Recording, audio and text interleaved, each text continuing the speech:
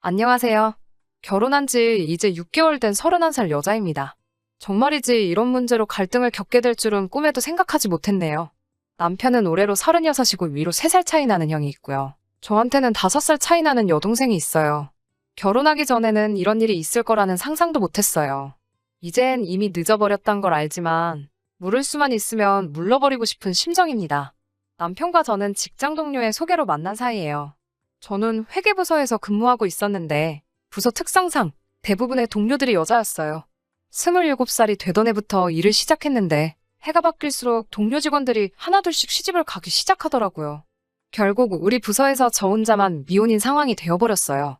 어느 날 직장에서 친하게 지내던 언니가 저한테 남자를 한 명 소개시켜준다 하더라고요.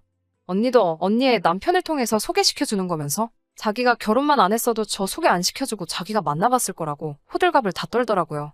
저는 사실 당시 결혼에 대한 관심이 거의 없어서 크게 기대는 하지 않았는데 소개 자리에 나온 남편의 첫인상이 너무 좋았어요. 소개시켜준 언니가 왜 그렇게 호들갑이었는지 알겠더라고요. 당시 남편은 나름 이름 있는 회사에서 경력 6년 차, 과장 진급을 앞두고 있는 사람이었어요. 제가 다니던 회사도 남편 회사 못지않게 유명한 회사였기 때문에 조건에서 서로 모자란 것이 없어서 그랬는지 본격적으로 연애를 시작한 지 얼마 뒤 남편은 저에게 청혼을 해왔어요.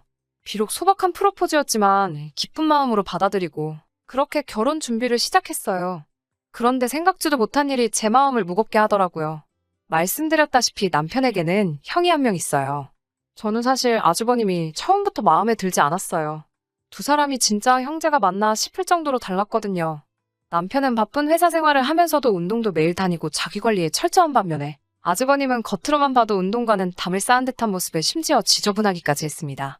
제가 예민한 걸 수도 있지만 그래도 동생과 결혼할 사람을 처음 만나는 자리인데 씻지도 않았는지 머리에는 기름이 잔뜩 껴있는 데다가 수염은 덥수룩한 채 무릎이 다 늘어난 추리닝 바지를 입고 나왔어요.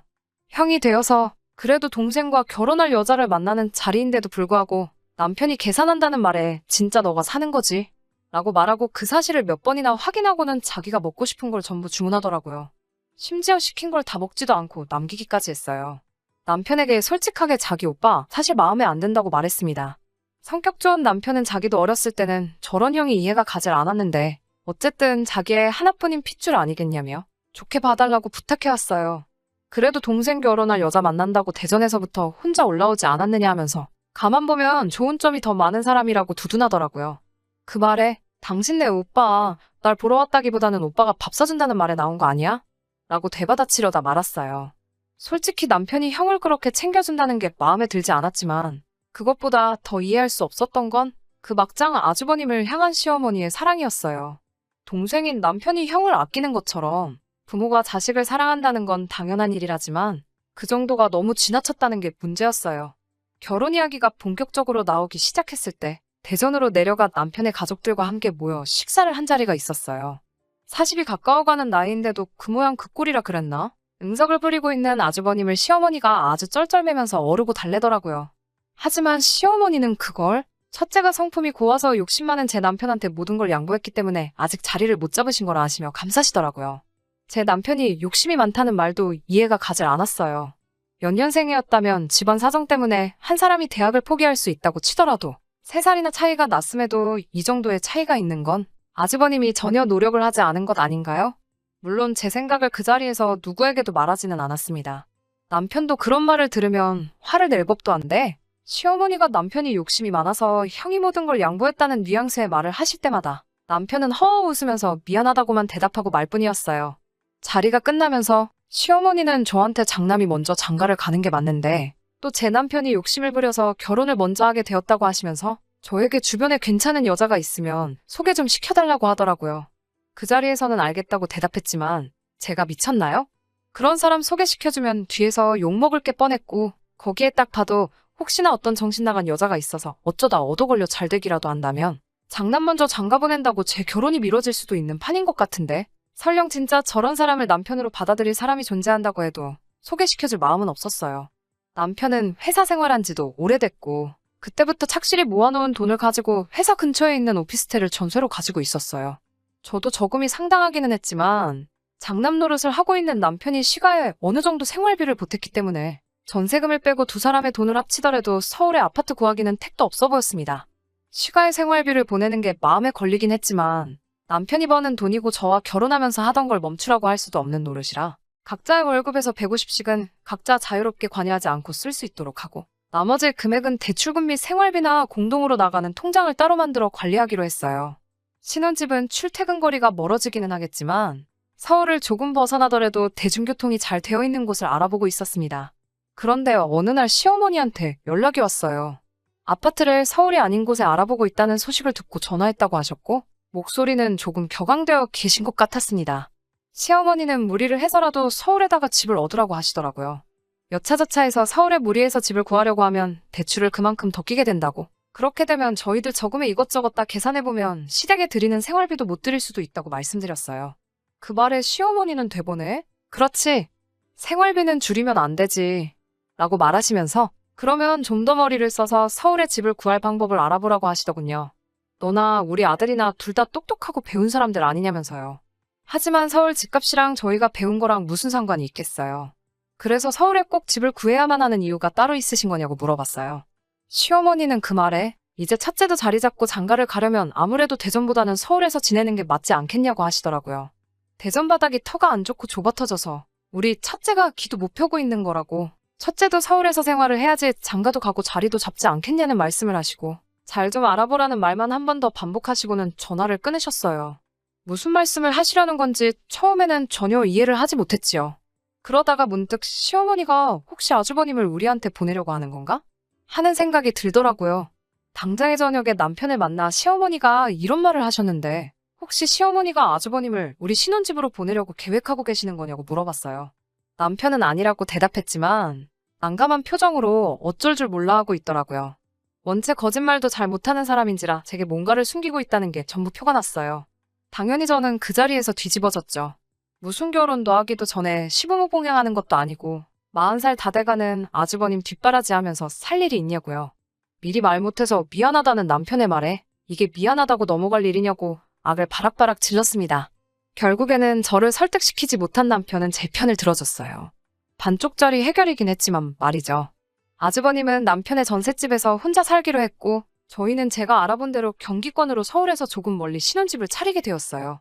그 과정에서 대출을 엄청 많이 받아야 했지만 그건 아주버님을 독립시켜준 만큼 시가에 보내는 생활비에서 줄이기로 했고 아주버님도 남편 전셋집에서 사는 건 딱 1년만 시간을 주기로 했어요. 1년이 지나면 전세금은 가차없이 빼기로 했고 경우에 따라서는 대출이자의 일부를 아주버님이 내는 조건이었어요. 꽤나 손해보는 것 하나 없이 둥글둥글하게 넘어간 것 같지만 사실 그렇지 않았어요. 시어머니가 아주버님을 보통 아끼시는 게 아니잖아요. 그 와중에 제가 아주버님 앞길을 막고 형제의 우애를 파괴하는 아주 나쁜 여자가 되어버렸죠. 하지만 저는 상관없었어요. 시간은 대전이라 거리가 있는 편이고 정 뭐하면 안 보고 살겠다는 생각도 하고 있었고 절충해서 해결하기는 했지만 남편도 무조건 시댁에 얽매여 사는 사람처럼 보이진 않았기 때문이에요. 그렇게 아주버님과 시어머니를 제외한 모든 사람의 축복 속에서 저희는 결혼식을 올렸어요. 안 보고 살면 별일 없을 거라 생각한 게 저의 불찰이었어요. 제가 너무 쉽게 생각했었나 봐요. 얼마 전 일이에요. 유학가 있던 제 친여동생이 졸업을 하고 한국으로 돌아왔어요. 직장까지 그쪽에서 잡고 싶어 했는데 세계적으로 시국이 이렇다 보니 취직시장도 열리지 않아서 결국 귀국하게 되었네요. 한국에서 직장을 알아보며 자리를 잡기 위해 돌아오자마자부터 열심히였죠. 동시에 여러 군데서 면접을 봐야 했어서 서울에 올라오면 짧게는 이틀에서 길게는 일주일 정도를 저희 신혼집에서 지내다가 내려갔어요. 그날도 면접이 끝나고 금요일 저녁에 버스 타고 내려가 보겠다고 하는 걸 남편이 밤이 늦었으니 하루 더 있다가 가라고 차로 친정까지는 데려다 주지는 못해도 점심 같이 먹고 터미널까지 태워주겠다고 말했어요. 신혼집에 처가해서 손님 와 있는 것도 번거로울 텐데 그런 것까지 세세하게 신경 써주니 괜히 더 고맙더라고요. 다음날 점심쯤에 모여서 나가려고 하는데 시어머니가 예고도 없이 대전에서 올라오셔서 저희 신혼집 문을 두들기시더군요. 예고 없는 방문에 깜짝 놀라서 문을 열어드렸지요. 시어머니는 제 여동생을 위아래로 훑어보더니 얘는 누구니? 라고 물어보시더라고요. 시어머니께 제 여동생이고 유학가 있다가 졸업하고 얼마 전에 돌아왔다고 설명해드렸습니다. 저한테 평소에도 불만을 가지고 계신 건 아셨지만 처음 보는 제 여동생 앞에서 대뜸 저에게 잔소리를 퍼부으시더라고요. 네 여동생은 이렇게 챙기면서 지금 네 아주버님이 어떤 상태인지는 아냐면서 저보고 아주 이기적이고 독하다고, 지네 가족만 챙겨서 집에서 재우고 아주버님하고는 같이 못 산다고 하는 게 아주 이중인격이라고 뭐라고 하셨어요. 실제로 여동생이 신혼집에서 얼마나 짧게 있었던 간에 주기적으로 머물다가 가는 건 사실이었기 때문에 시어머니 말이 틀린 부분이 없지만은 않아서 아무 말도 못하고 있었어요. 남편은 시어머니 말에 형한테 무슨 일이 생겼냐고 걱정하듯이 물어봤고, 여동생과 점심 먹으러 가기로 한 건 어쩔 수 없어서 상황 봐서 터미널에다가 내려만 주기라도 하려고 제 여동생과 시어머니를 함께 태우고 아주버님네로 향했어요. 그런데 아주버님네로 향하는 차 안에서 뭔가 이상하다는 생각이 들더라고요. 아주버님, 신변에 무슨 일이 생기면 우리 집에 와서 뭐라고 하실 게 아니라 그쪽에 먼저 가 계시고 우리를 전화로 부르는 게 맞지 않았었나 싶더라고요. 머지않아 아주버님이 살고 있던 오피스텔에 도착했을 때 제 예상이 적중했다는 걸 깨달았습니다. 아주 처음 만났을 때랑 똑같이 무릎이 다 늘어난 추리닝 차림으로 밖으로 기어 나오더라고요. 아주버님은 차 뒷자리에 앉은 시어머니 옆에 탔고, 타자마자 시어머니는 아주버님에게 아주 얼굴이 반쪽이 됐다면서 연신 우리 아들을 부르며 아주버님 얼굴을 무슨 떡 주무르듯이 만지더라고요. 남편이 무슨 큰일이 생겼다고 들었는데 괜찮은 거냐고 물어봤는데 아주버님은 무슨 소린가 못 알아듣겠다는 듯이 고개를 갸우뚱했어요. 시어머니가 대신 대답을 했죠. 너만 잘 살면 되는 거냐면서 가까이 사는 가족이 어찌 남보다도 못하냐고 화를 내시더군요. 너네 형은 라면만 먹으면서 하루를 버티는데 연락 한 번 안 하고 지내고 니들이 진짜 형제가 맞냐고 한마디 하시더라고요. 아주버님이 시어머님께 먹을 게 없다고 투정이라도 한 것 같은데 시어머니는 그 말에 아주버님이 아주 굶고 있는 줄 알고 그 길로 대전에서 저희 신혼집까지 올라오신 거고요. 올라오신 이유는 아주버님 걱정이 아니라 그걸 핑계로 저희한테 잔소리를 하시려는 거였고요. 그 일만 생각해도 짜증이 나서 머리가 터져버릴 것 같은데 진짜 문제는 그 이후부터였어요. 차를 타고 식당으로 가는 길에도 식당에서 식사를 하면서도 거슬릴 정도로 아주버님이 제 여동생에게 이것저것 질문을 하더라고요. 그런데 아주버님이 제 여동생을 대하는 말투가 여태 저에게는 한 번도 보여준 적 없는 상냥한 말투였어요. 그래도 설마 했는데 그날 저녁에 아주버님한테 재수씨 잘 들어갔어? 하고 문자가 한 통 왔어요. 안부 연락이라고는 결혼 준비하면서 신혼살림 차린 여지껏 내내 한번 해온 적 없는 사람이 뜬금없이 연락을 해오니 기분이 나빠서 일부러 씹고 대답을 안 했어요. 그러고 있으니 한참 있다가 몸이 달았는지 사돈 처녀는 잘 들어갔는지 궁금해서 연락을 했다고 하더라고요. 그 말에 기분이 나빠서 대번에 남편을 불러서 문자를 보여주며 당신네 오빠 미친 거 아니냐고, 이거 지금 내 여동생한테 작업 거는 거 아니냐고 기분 나쁘다는 식으로 한마디 했어요. 항상 제 입장에서 생각해주고 제 편이 되어주는 남편이었지만 이번만큼은 저의 기우라고, 아무리 자기네 형이 변변찮은 사람이지만 그래도 경우는 있는 사람이라고, 그것만큼은 절대 아닐 거라고 자기 형의 편을 들어주고 거기에 또 저한테는 말이 너무 심했다는 식으로 이야기하더라고요. 아주 미치고 팔짝 뛰겠습니다. 이제 26 먹은 대학교 갓 졸업한 여동생이라서 그런지 더 걱정도 돼요. 두 사람이 뭐 어떻게 잘 될 거라고 생각하지는 않지만 이번에는 남편도 저를 도와줄 생각이 없어 보여서요. 그냥 아주버님한테 그만하라고 한마디만 해주면 될걸. 끝까지 아니라고 형을 믿어달라고 하는데 저도 더 이야기하고 싶지 않아서 혼자 전전긍긍하다가 이렇게 사연 보내봅니다. 시어머니가 유난스러운 건 둘째 치더라도 진짜 괜히 결혼했나 싶을 정도로 정신적으로 스트레스 받고 힘이 드네요. 여러분 생각에도 남편 말처럼 제가 너무 깊게 생각하는 걸까요? 도무지 어떻게 해야 할지 모르겠습니다. 오랜만이에요. 얼마 전 사연 보냈던 쓰니입니다. 후기 같이 한번 보내드립니다. 제가 첫 사연 보낸 지도 벌써 2달이 넘어가네요. 그간 아주 크고 작은 사건들이 많았어요. 일단 아주버님이 제 동생한테 관심이 있는 건 제 예상이 맞았어요. 정말 어떻게 알았는지 제 여동생한테 언제부터인가 개인적으로 연락을 했다고 하더라고요. 다가오는 제 생일날 깜짝 파티를 해주고 싶다는 식으로 아무것도 모르는 제 여동생을 꿰어내서 밖에서 처음 만남을 가졌었나 봐요. 여동생은 아무래도 상대가 제 아주버님이다 보니 싫다고도 내색도 못하고 그렇게 몇 번을 밖에서 만났나 봐요. 불편함을 견디다 못해 저한테 도와달라고 연락을 해왔어요. 다행히도 무슨 일을 당한 건 아니고 맨날 틈날 때마다 카톡 보내고 밖에서 만나자고 하고 아주 죽겠다고 했어요. 남편한테 당장에 이 사실을 말했죠. 아니라고 잡아떼던 남편도 여동생이 그렇게 말하니 얼굴색이 바뀌더라고요. 그렇게 아끼던 형이었는데 대번에 욕을 하면서 이 자식을 가만두지를 않겠다고 길길이 날뛰며 그 길로 곧바로 저와 함께 아주버님이 사는 집으로 향했어요. 아주버님은 나와보라는 전화를 받고 심상치 않은 분위기를 눈치챈 건지 밖에 나올 생각을 안 하더라고요. 그래서 신랑하고 집 안으로 문 닫고 들어갔어요. 바보같이 비밀번호도 안 바꾸고 그냥 살고 있더군요. 문을 열었더니 온 집안에 악취가 진동을 하고 있고 아주 난장판이 되어 있었어요.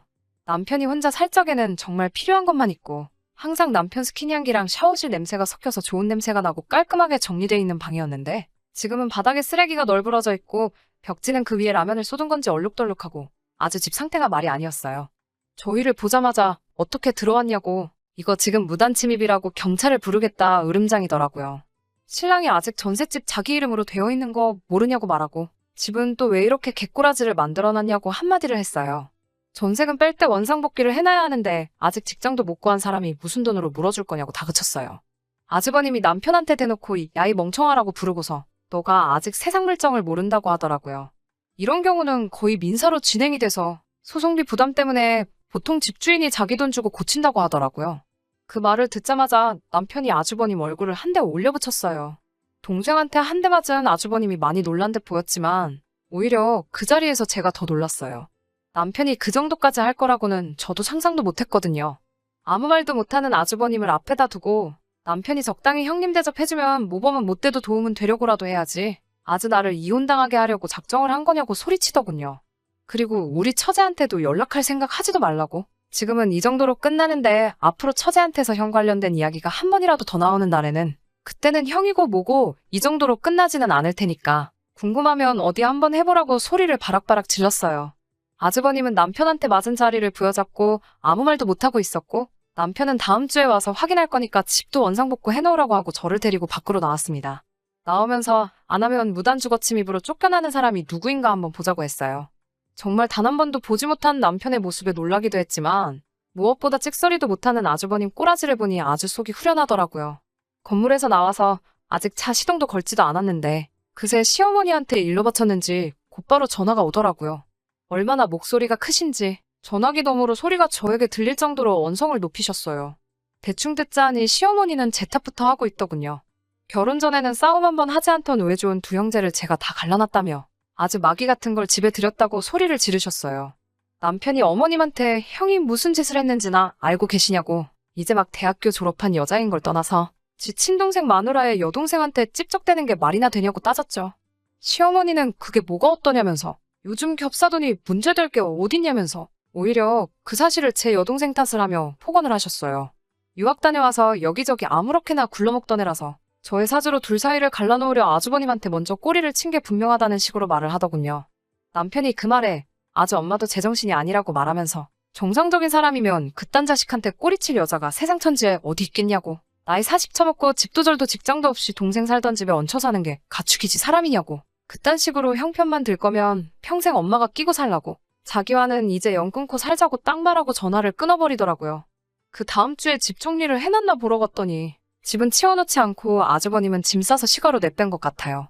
저희 돈을 들여서라도 집은 수리해놓고 전세금을 빼서 대출금을 갚으려고 합니다.